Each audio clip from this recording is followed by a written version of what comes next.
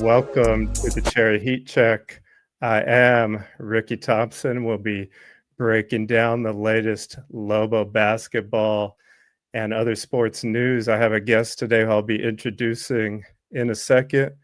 A few quick hits, non-related to basketball. Lobo tennis has won the Mountain West Championship and will be playing, I believe, in the national tournament down here in the Bay Area, playing Stanford on Friday in a tennis match, and that's the men coming off their conference tournament victory. But without further ado, I bring in a Lobo from Ohio, Mr. Joe Archuleta. I'm a graduate of the Lobos. No one that I've spoken to about the Lobos follows them much closer or knows more than this man. So, Joe, I'm grateful to have you here. Welcome as my first guest ever. How are you today? And how are you feeling about this Lobos roster so far? Hey, thanks for having me, Ricky. I appreciate you, man. Anything to promote the brand of UNM hoops and UNM altogether. At first glance, I mean, from the outside looking in on paper, it looks underwhelming. You do your research on some of these guys that they're picking up, and you do your research a little bit schematically of Eric Olin and his system. It all makes sense, and so I'm somewhat excited for what they have coming in and what they potentially have coming in the future. But I think Olin has a distinct style of play and a particular type of player that he wants to implement in that style. And I think they're hitting on all points right now. All right. So Joe and I are going to dive in to that. Thank you again for joining me, sir. But most notable news for Lobos over this past weekend was some draft news. Former running back Krosky Merritt was drafted in the 7th round by the Washington Commanders. He just came out of the East-West Shrine Bowl where he won MVP honors there on 97 yards and 2 touchdowns. We all know what he did at New Mexico, 17 touchdowns, over 1,100 yards in his 1 year there. I mean, I can't say enough about a guy being a 0-star recruit, playing at Alabama State, coming to New Mexico, shining, and unfortunately only playing that one game last year at Arizona, which was against the Lobos, oddly enough, where he went for over 100, I believe. So all his game film that was probably used was against or on the Lobos.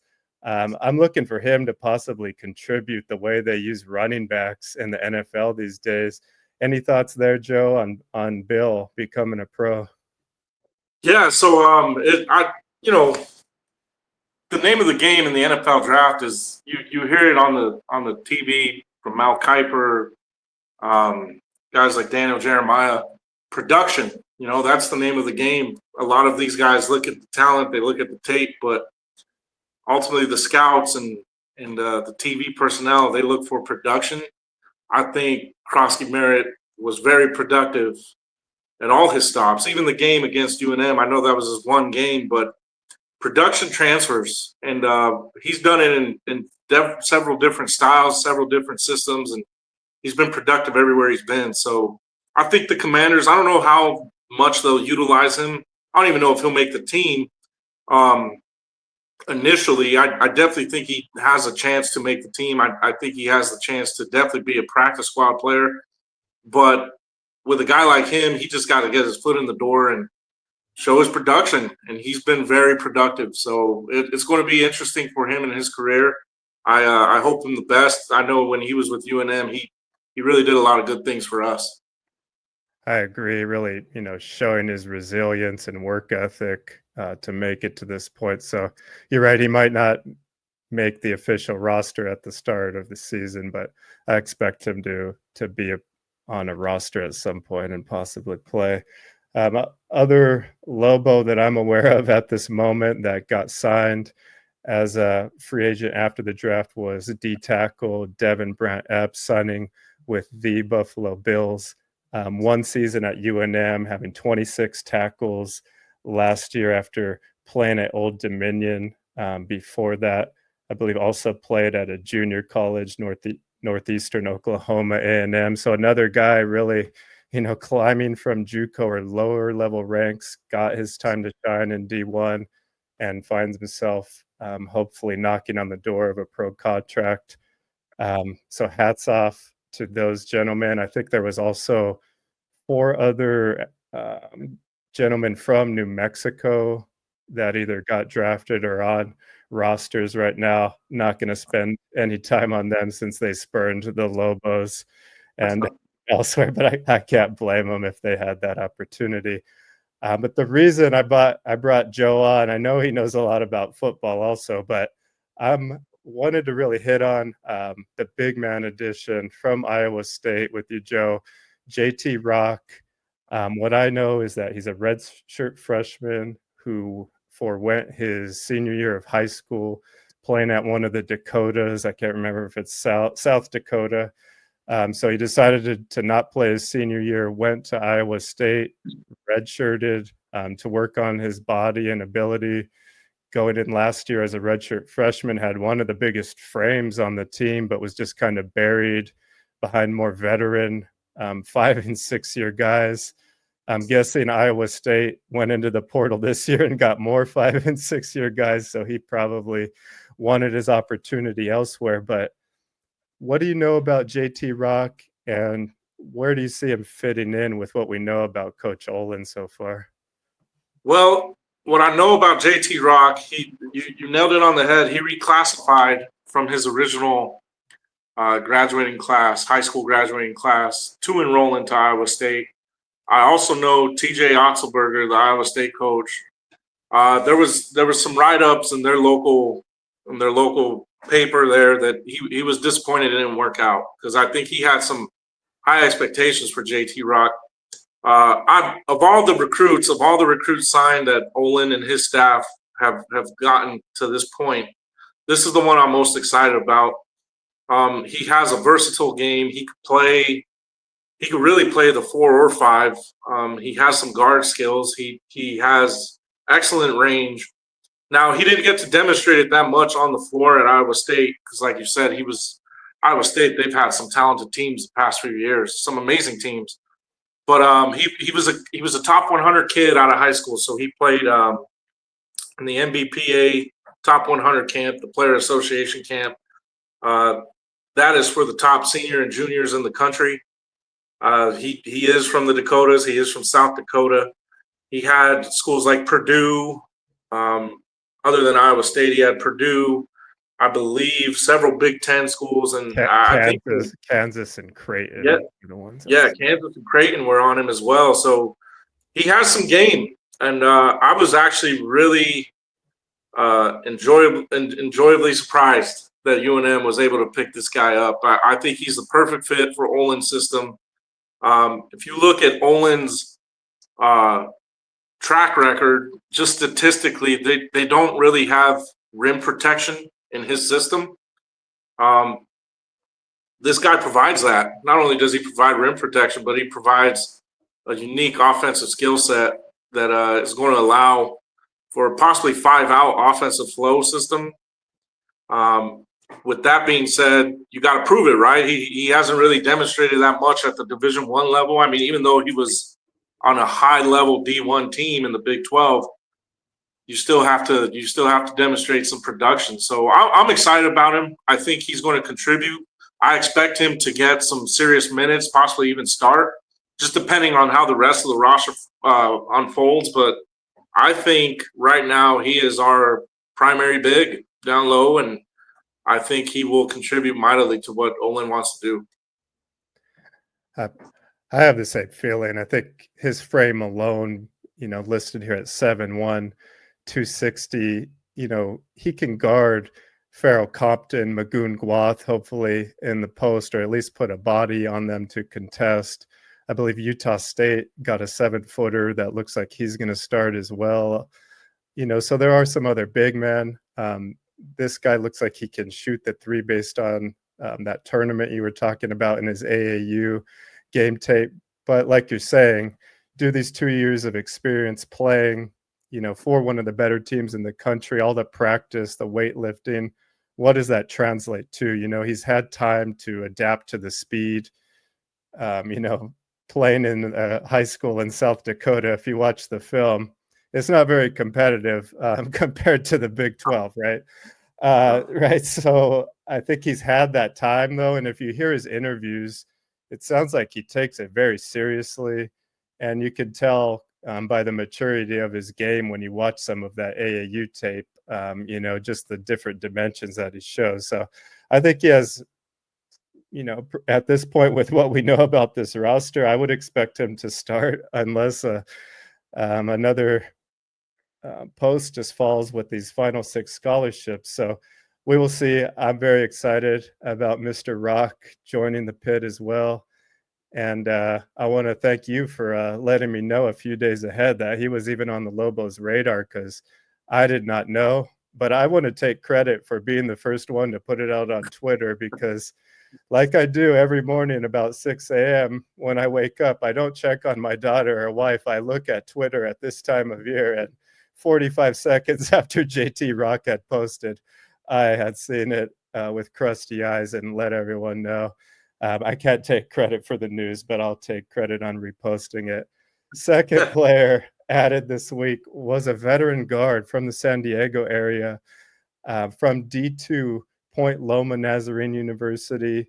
Still don't know if I'm saying this right. Luke Haupt, a 6'6" to 6'7" guard, known for his playmaking, left-handed, can pass and shoot inside with both hands. I even saw Mark Ziegler, reporter out of San Diego, today make a comment on Twitter that he's very familiar with Luke and his game. I think he plays in some of the Pro-Am tournaments in the area. So a well-known high school and college player from San Diego. Looks like he could be a primary ball handler and distributor, not a high volume 3-point shooter, but very capable of knocking it down. Joe, what are you looking at when you see this bigger guard added? Could he possibly be a starter also? So when I found out he was coming on his visit, I immediately looked at his synergy tape. I'd never heard of him prior to when I found out he was coming on his visit. But what I saw in synergy was another, again, versatile guy, very, very high basketball IQ. You could tell immediately. So what a lot of people don't realize is that where he played, Point Loma Nazarene, that's high level Division II basketball. Point Loma Nazarene, they've been to the Elite Eight in the Division II, I think a couple times, and I think they even played in the national title game. I want to say 2-3 years ago. I mean, I'm not sure on that, but that is high level Division II basketball.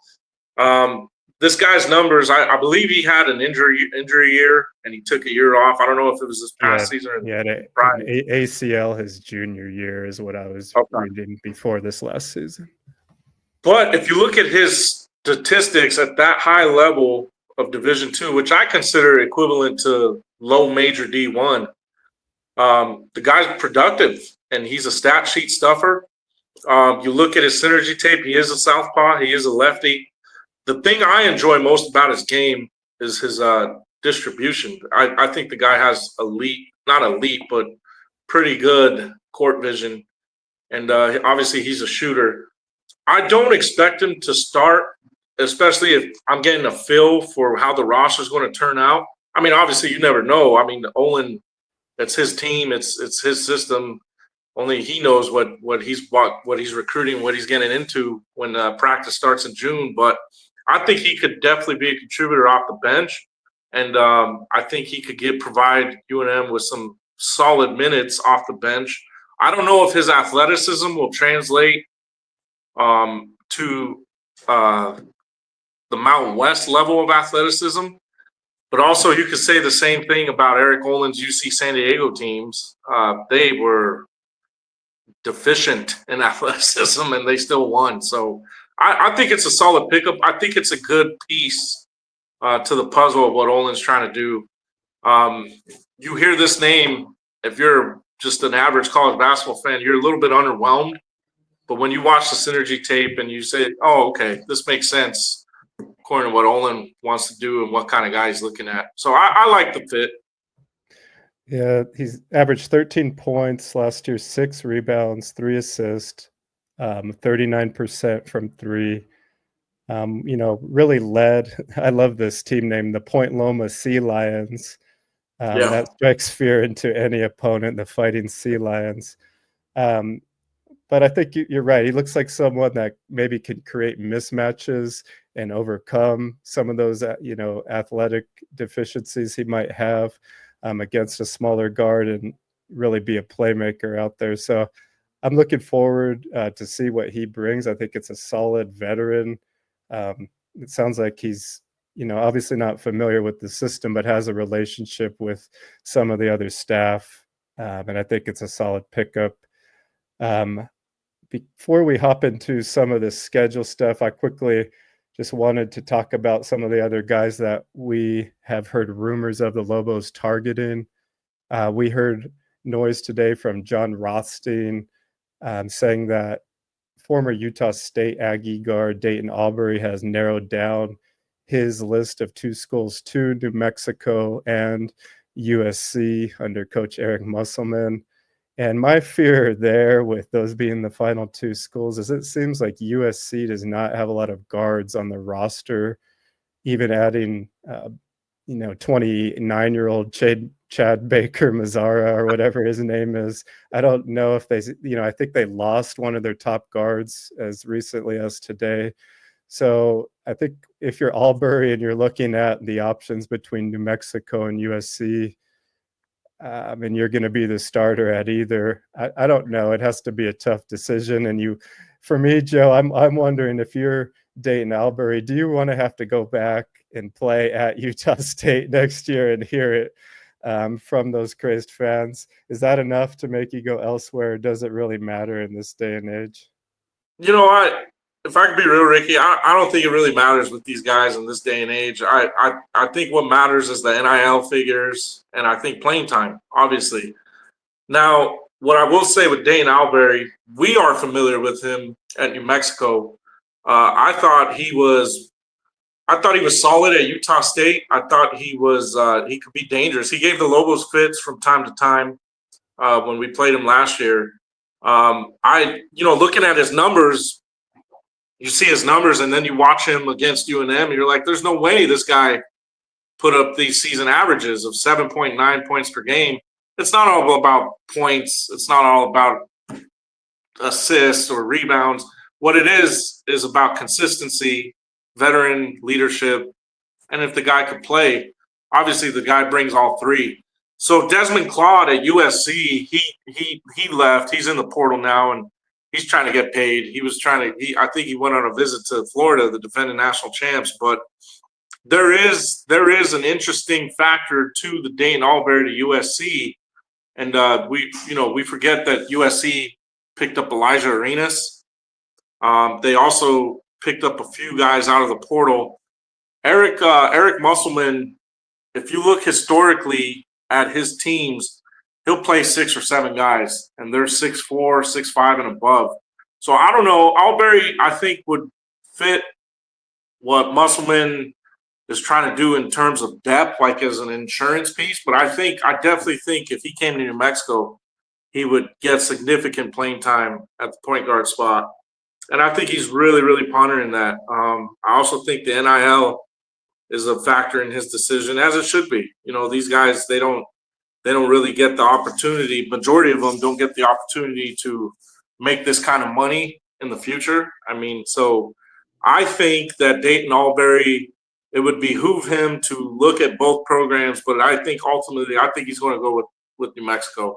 It's just my gut. I may be wrong, but I think the opportunity for playing time and what we can offer him in NIL could be competitive enough to maybe not match USC, but we also have the incentive of, hey, you could be the starting point guard here. So I don't know if he could do that at USC. I think he would be an insurance piece at USC, if anything. I would agree. I think, you're mentioning last year he only averaged 8 points a game, but he only played 18 minutes per game because, he's really sharing time with Drake Allen. who was coming off the bench or splitting time with. And that probably went into his decision to leave Utah State in the first place, right? Do I want to have to trade time again with Drake, even though it was a very successful, pairing in my eyes?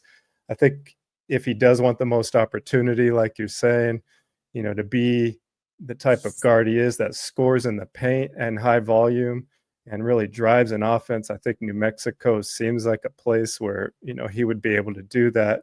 I think he's a player that is having to use that junior college waiver, playing 2 or 3 years at a junior college before he played at Queen's University in Charlotte. But when he played 28 minutes per game at Queen's in Charlotte, he averaged 17 points per game, 6 rebounds, and just under 4 assists per game. So, you can see with increased minutes, his production was up. While he was there, I checked the game log. He played against Duke and Clemson in back-to-back games there that year. He shot over 50% from the field in those 2 games and had over double-digit points. So if the question is, can he lead against big dogs? I think he's already shown that. He would be a gigantic piece. Go ahead. I'm sorry to interrupt, Rick, but me personally, I watched him in both games, as we all did against UNM. I really thought he gave Donovan Dent some fits defensively from time to time. I think Albury, the most underrated aspect of his game is his defense. And I truly believe that if UNM gets him along with the Howell kid, now the Howell kid is a defensive stopper. Everyone that I've talked to said this guy is elite defensively. I don't know if he'll start. I don't know, depending on how the roster plays out. I mean, it's still early, but if you get Albury and Howell on the court, I think you're going to have pretty solid defensive marksmen. And I think these guys can guard a lot of good guards in the Mountain West. Albury's already proven it. So That's my point on him. I would agree. All right. So if news breaks before the end of this pod on Albury, we hope it does. If not, we will save it for another day. Now we're going to go more into the rumor mill of things we don't really have confirmed or denied yet. We think the Lobos are looking at Emi Yalaho, transfer from Texas Tech, who I believe only played 8 games last season due to injury. I'm not super familiar with him, Joe, but it looks like he can play the 3 or the 4, can stretch it out possibly to shoot the 3-pointer, a versatile forward, and someone I think would be a solid pickup. What do you know about him? So I do know he was in a loaded front court at Texas Tech. And I know for a fact that when Tech recruited him, when McCasland recruited him, he was extremely high on him due to his versatility. This guy has had FIBA experience, I believe, with France.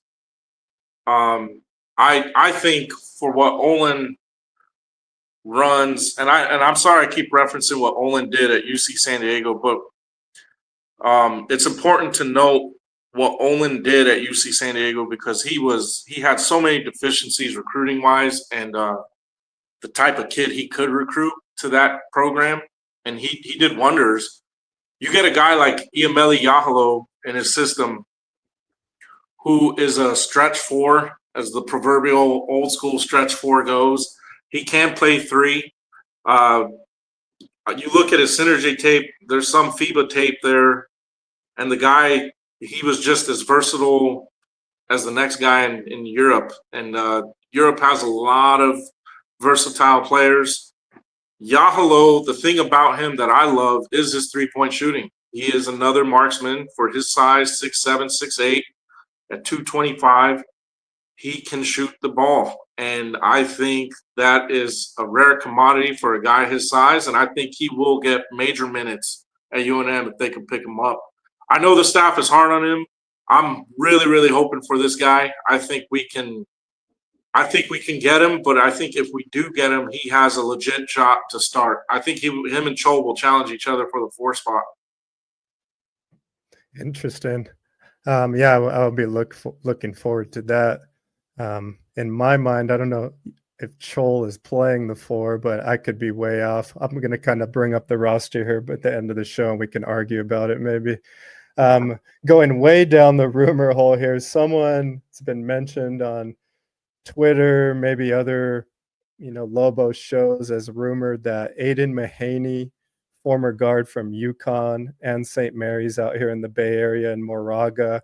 He's actually from that area of Lafayette, stayed at St. Mary's 2 years, played very well. Someone I saw play in person against the Lobos that game when Jalen House was out. And I was very impressed with Mahaney 2 years ago before he went to UConn.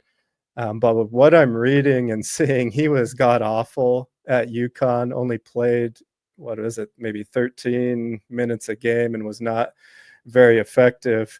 You can tell me otherwise, Joe, but I think the other teams that were offering Mahaney that I've seen rumored were, interestingly enough, Fresno State and FAU.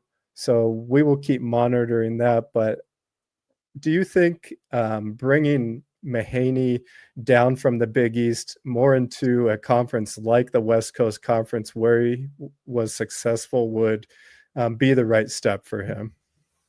I really do. I know I've been seeing on Twitter a lot that he's FAU's to lose. Florida Atlantic. FAU is Florida Atlantic for those who don't know, but he hasn't announced yet. And usually when people make their transfer portal predictions, an announcement follows suit. So this guy I follow on Twitter, he's 106 in his predictions for transfer portal guys.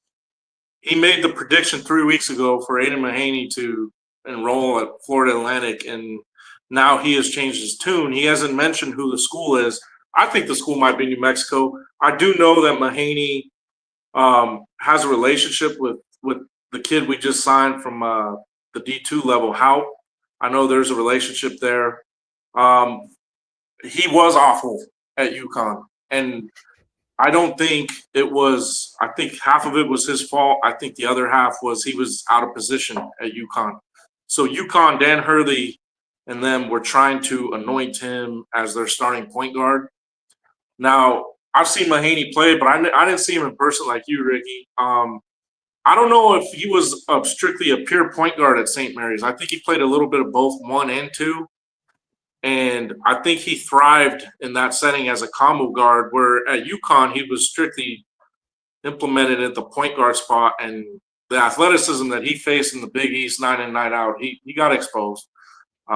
It's unfortunate to say that. But what I do think will translate to the Mountain West is his shooting, is his IQ, because those things don't leave you. Just because you go to a different level, the athleticism may overwhelm you, but you still have the same skill set and the same IQ, maybe even a little bit improved after leaving a setting like that. So I think he would fit tremendously in Eric Olin's system, and I think he would thrive as a Lobo, especially if him and Albury are exchanging duties as the point and the 2. I think that would be a dynamic backcourt for UNM. I'm hoping that he gets an OV, an official visit to UNM. I think we're close enough home, but yet also I think he could be the first or second option here at UNM, and I think he didn't have that opportunity at UConn. When you saw him play, Rick, was he more of a 2? Yeah, he was not doing the primary ball handling, but he was still running the pick and roll. And what I liked about him is off the pick and roll, he was really able to weave in and out of defenses and make good decisions. He averaged 14 points a game at St. Mary's that year, opposed to just 4.5 last year. So I would agree with you. It would be pie in the sky of Albury and Mahaney. I would take that backcourt. I don't even know who the hell is in the Mountain West at this point outside of San Diego State. I'm not going to lie. I'm going to catch up outside of Mason Falsalev and some bigger name guys. We have plenty of time, and we'll be, reviewing every team on this show. But if you give me Aiden Mahaney and Dayton Albury as the backcourt, I couldn't complain at this point in time, and that would make me very happy. So we will keep an eye on those gentlemen as well as others. One quick one. that I wanted to hit with you, Joe, that we kind of been discussing the last day was a foreign player from Austria and Italy. His name is Omer Soljanovic. Looks like he's 20 years old, considered one of the top prospects in Austria at this time. Do you know anything more on him? We'd seen some rumors that he had a Zoom call with New Mexico amongst other teams. So what I've gathered about him, he has a relative. I don't know if it's a brother or a cousin who just committed to a high major Division I program. St. John's. Yeah, St. John's. So I don't know if I know they're relatives. I don't know if they're brothers or if they're cousins. But what I do know about this kid is he's a 6'8" guard. I mean, he literally is a 6'8" guard. So he has. You could say I haven't seen the synergy on him yet. I just looked at his stats FIBA wise. His stats are very comparable to that of Filip Borovichinin on the FIBA. And when I make the reference of FIBA, these guys play a lot of their U19, U18 for their international teams. And so that's what I look on that, and that people could find that on EuroLeague Hoops or EuroHoops.com. And but I got a feeling just off of this guy's stats and his percentages, it's very comparable to what Filip Borovichinin is. I haven't seen him. I don't know if he's more athletic. I don't know if he's less athletic. I don't know what type of shooter he is. But just for the Lobos to even have a Zoom with this type of guy, that shows me that they're attacking all avenues. And I prefer the Euro player in this day and age, especially in the college game. I think these guys make tremendous impacts because they're so used to playing different styles rather than somewhat the AAU street ball style that we've grown accustomed to over the past 5 years in America. These guys have actually played, they're kids playing against grown men, and they're playing high level, high intensity, organized basketball. So I hope UNM goes after more Euros. Right, and that is one more time Omer Soljanovic out of Austria, Italy. Someone to keep on the radar here out of Austria, I think playing in Italy right now. Final thing I wanted to hit on here with you, Joe.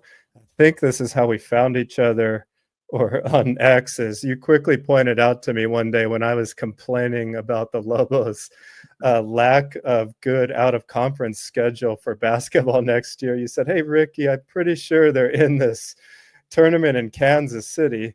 This is called the Hall of Fame Classic. It includes K-State, Mississippi State, and Nebraska, who are all, I would say, top 50 teams going into next year, all in John Rothstein's top 45 right now. I think they were all in Ken Pom top 50 last year. Nebraska, I think, actually won that crown tournament. And I forget, Mississippi State, did they win a game or two in the tournament? No, they lost they to lost Baylor in the first round. But they were 33 in Ken Pom, I believe, at the end. Nebraska was 46, and K-State finished under 500, but they still were at 65 in Ken Pom. So my question to you, Joe, knowing that we'll get to play 2 out of these 3, K-State, Nebraska, Mississippi State are all good, and then we know we'll have at VCU, at New Mexico State. Do the Lobos need to add another quad 1 or top tier opponent in the non-con, or should they take the approach that Pitino had his first few seasons and kind of had a lighter schedule while you have this feeling out of your roster? Well, I don't think we need to take the approach Pitino did his first few seasons, and the reason why I say that is because the approach Pitino took, even though we had high net ratings or net rankings, whatever the net is, it almost costed us a bid the year that Pitino, I thought, had a legit NCAA tournament team. I mean, we literally had to win the Mountain West to get into the tournament. I definitely think they need to schedule a top 50 net ranked team and go on the road. I think New Mexico, people don't want to come play in the pit. It's very rare that people want to come play in the pit anymore. I think we need to get a couple top 50 road opponents. I don't know if we could be a buy game of sort, but I think we need to take that approach in scheduling. Sure, you want to rack up wins, you want to build confidence, and that's what Patino was so good at. He was masterful at building his team's confidence. But also in today's day and age, especially with the NIL component, with the component of, hey, there's no such thing as rebuilding anymore. There's reloading. I think you need to schedule very difficult out of conference games, and you need to go on the road, especially with a school like New Mexico, who's in a mid-major, considered a mid-major in the Mountain West. I don't think the Pit is mid-major. I think the Pit is high major. I think New Mexico is high major basketball in terms of fan base, in terms of quality of atmosphere, in terms of Mountain West. I think the Mountain West has demonstrated they can be a high major player. Financially, of course, they're mid-major, but nobody's wanting to come to the Pit, so we got to go to places. And I think Olin needs to schedule that. I think it's even in his contract to where he has to schedule those types of games. So I definitely think he needs to be aggressive and not afraid to travel. And I don't think he will be. I think we're going to have a competitive schedule again this year. I don't know who, but I definitely have a feel that we're going to be getting some money going to these high major places, which I don't mind either. One thing that I think they should have on their target board is getting invited to that Players Era NIL basketball tournament where teams can win NIL money for performing well. I believe San Diego State went last year and got invited again this year. I think, having things like that would be something good where you can play good teams and also earn money. That sounds pretty ideal. Absolutely. The thing about the Players Era, which is difficult, the top Power 4 schools now, they saw how beneficial it was to those 8 schools that played in it last year. And now I think it went from 8 schools to 32 schools, and it's all the top-heavy schools. I mean, I think there's like 4 SEC teams: Alabama, Auburn, I think Florida. No, not Florida, but there's some top-heavy SEC teams in there. And UNM, in order for us to get into a tournament like that, we have to have an unbelievable season. Us getting into the Hall of Fame Classic tournament is huge for us, even if we don't have positive outcome, but we can demonstrate, and Olin can demonstrate what kind of system and team he wants to put out there. In this ever-changing NIL landscape, I think any exposure, especially one that's televised and broadcasted by ESPN, with this level of field and competition, is extremely beneficial for a program like UNM. I would agree. I think this is a good field, and as long as they can at least get in something along the lines of this, like they have the past few years, that'll be good. We're going to quickly wrap up with our final 2 coaching notes here. Former Lobo, former St. Mary's Gale, and I think former Old Miss. I don't know what their thing is. Ole Miss Rebel, who also coached at University of Hawaii last year, graduate of UNM in 2016, son of Noodles. He will be joining Coach Ryan Miller at Murray State as an assistant coach, so he is on the rise as a coach. I know he was never really a favorite at New Mexico while he was playing.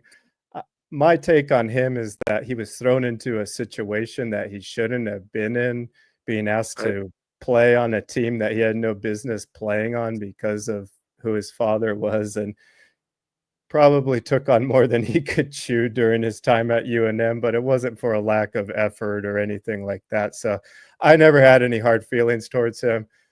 I just think things would have been a lot different if we would have had the Alfred kid instead of the Neal kid on the Lobos, especially that Lobos team. That being said, we will quickly move on to the last part of coaching news. Former Lobo coach and now former Xavier coach Aaron Katsuma is going to join Coach Nico Medved, who is now at Minnesota. So AK leaving Coach Richard Pitino after only, about a few weeks being at Xavier.